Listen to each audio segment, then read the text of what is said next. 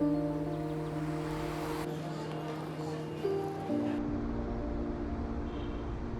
buhay ay parang isang mahabang paglalakbay. Minsan banayad at hayahay, pero kung minsan ay malubak. May mga pagkakataon ding kailangan lumiko ng direksyon o magdesisyon.